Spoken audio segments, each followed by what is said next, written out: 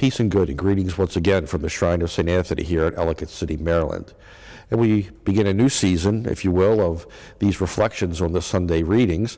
And today we'll be looking at the First Sunday of Lent, which is coming up in a few days from the time we record this. And today we're going to look at actually the Gospel.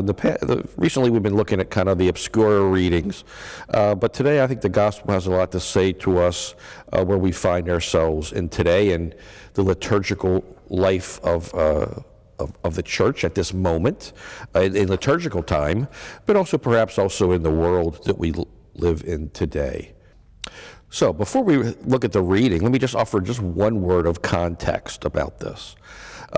This reading from Luke, it's Luke chapter 4, 1 to 13, and it immediately follows Jesus' baptism. This is actually kind of important, okay? So Jesus is baptized, and you hear that voice of the Father, "This is my beloved Son with whom I am well pleased." And then we have this story, okay? So let's listen to the text. Filled with the Holy Spirit, Jesus returned from the Jordan and was led by the Spirit into the desert for 40 days to be tempted by the devil. He ate nothing during those days, and when they were over, he was hungry. The devil said to him, "If you are the Son of God, command this stone to become bread." Jesus answered him, "It is written, 'One does not live on bread alone.'" Then he took him up and showed him all the kingdoms of the world in a single instant. The devil said to him, "I shall give to you all this power and glory, for it has been handed over to me, and I may give it to whomever I wish. All this will be yours if you worship me." Jesus said to him in reply, "It is written, 'You shall worship the Lord your God, and him alone shall you serve.'" Then he led him to Jerusalem, made him stand on the parapet of the temple, and said to him, "If you are the Son of God, throw yourself down from here, for it is written, 'He will command his angels concerning you to guard you. And with their hands they will support you, lest you dash your foot against a stone.'" Jesus said to him in reply, "It also says, 'You shall not put the Lord your God to the test.'" When the devil had finished every temptation, he departed from him for a time.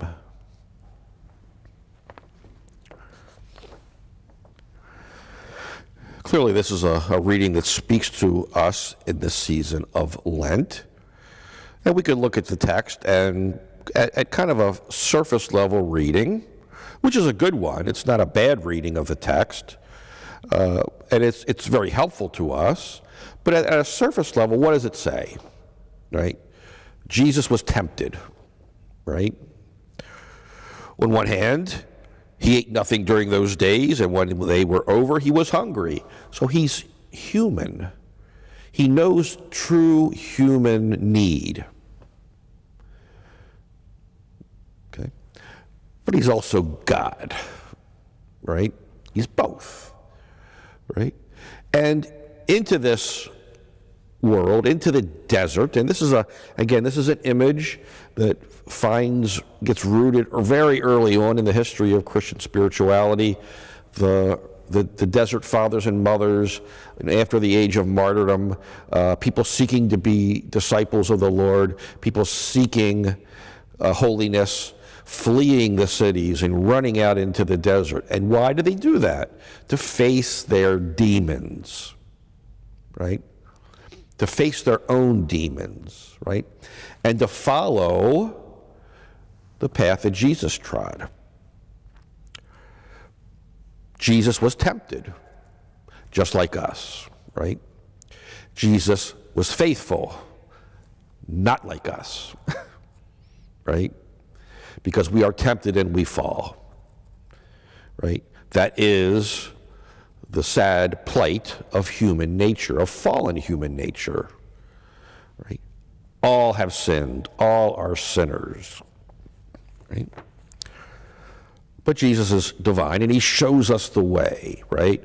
And he kind of proves who he is, right, in this text. And having successfully completed this temptation, right, when the devil had finished every temptation, he departed from him, Jesus, for a time. And we know what that means, right? He's going to come back in a lot of different ways. But the most poignant image of that from the tradition is the Garden of Gethsemane, right? So here in the first moments of Lent, we're already looking to the end of Lent, literally the end of Lent, right? Jesus in the Garden of Gethsemane. In a certain sense, that's where Jesus' Lent ends and the Paschal mystery begins, right? Because he will accept his mission, having fought off, if you will, temptation. Again, a very simple reading, right? And a good one. But let's look at this a little more deeply, perhaps. And I think it will speak to us and give us even more to reflect upon. Let's look at the things, how Jesus is tempted, right? If you are the Son of God, command this stone to become bread. The devil, Satan, however you want to talk about him or her or it, right, is tempting Jesus to have power over creation for his own benefit. To have power over creation for his own benefit. Right? Turn this stone into bread. Now, could Jesus have done that? Absolutely. Right? He turns 5 loaves into enough to feed 5,000 people. We already know he turns water into wine. He has this power, right? But how are those different? He does those other things for providing for the needs of others. For the needs of others. Bread into a lot of bread, water into wine. He's tempted to have power over creation for his own benefit. The devil said to him, I shall give to you all this power, and glory, for it has been handed over to me, and I may give it to whomever I wish. Here he is tempted to use his power to promote his human nature, to have human power over the world, over other human beings. Right? You too can be the king of all the world. You can have power over other people. Okay? And he rejects that as well. So, power over creation, power over humanity, and the third one, if you are the Son of God, which he is, throw yourself down from here, for it is written, he will command his angels concerning you to guard you. And with their hands, angels, they will support you, lest you dash your foot against a stone. Again, having power over the heavenly realm for his own needs. Right? Now, indeed, so, once again, power over creation, power over humanity, power over heavenly beings. That is everything. In the cosmic sense, that is everything that has ever been created or is. Everything that is created, everything that is. He's tempted to have power over for his own benefit. So, In a deeper reading of the text, what are we being warned about? We all know temptation. We've all been there. We're all there, right? It's the first Sunday of Advent. You're probably already saying to yourself, I know I am, is it Easter yet? Right? I'd kill for that Hershey bar right now. Whatever. This is a little silly, obviously, right? But you get the point, right? We all, and that's a silly example of temptation, but we're all there. We've all been there. We're all there right now, probably. Even as we speak, there's something tempting us, probably. For what? To have power. Because isn't that what ultimately temptation is? It's about having power over creation, over other people, over God. Isn't that the ultimate temptation? Don't all temptations go back to that? Having power for my own selfish needs. We could say that this is actually a very helpful Franciscan read of this text, right? This was a main theme for Francis of Assisi. Somewhere along the line, we as speaking for the friars, we lost this in a certain sense, right? One of the early, as Francis was, and the brothers were composing their rule of life for their own time, they would come up with questions, and one of the questions was, well, we're so good at serving other people, lepers, poor people, sick people, right? People on the fringes. We're so good at that. Should we ever be in charge of one of these places that takes care of these people, right?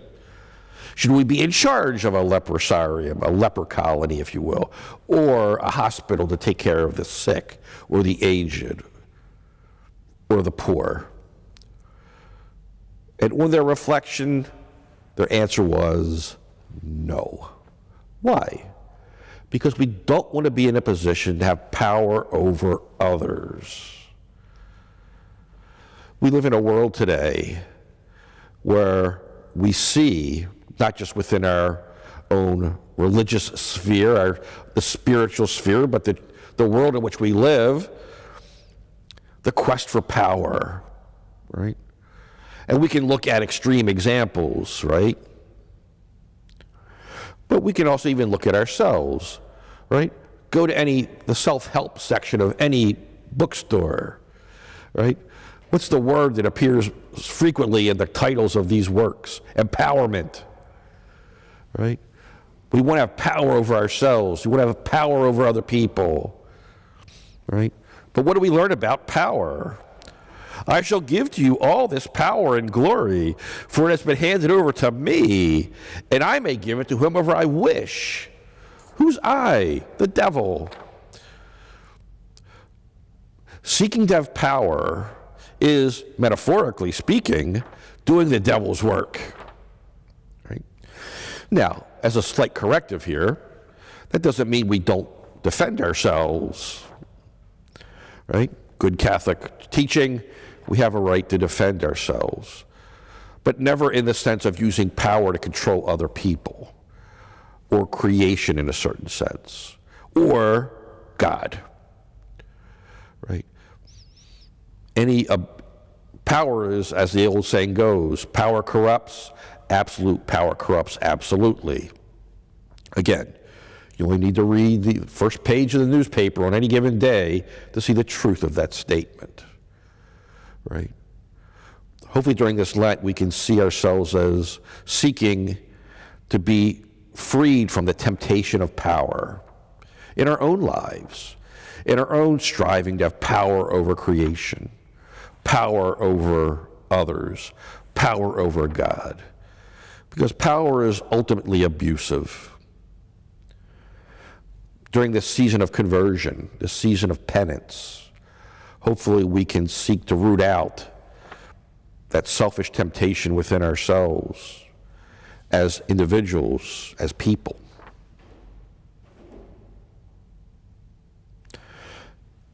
Last month we began our online talk series on the introduction to Christian spirituality. The first video recording of that session is available on the YouTube video, and it seems like it's getting a fair amount of views, and we hope, if you haven't seen it already, you might want to give that a look. Introduction to Christian Spirituality. It's part 1. Part 2 will be coming up in the next few weeks. The invitation to that will be going out shortly.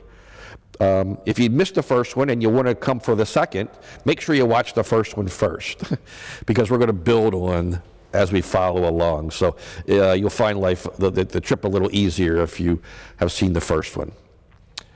We wish you a happy Lent. Lent should be a season of joy because we're getting closer to the Lord. We wish you a joyful season of Lent, that as we seek out conversion and penance, we're drawn closer to the God who made us and who never has power for himself, but always giving to others, especially ourselves, and especially giving us mercy and compassion. Until the next time, may the Lord give you peace.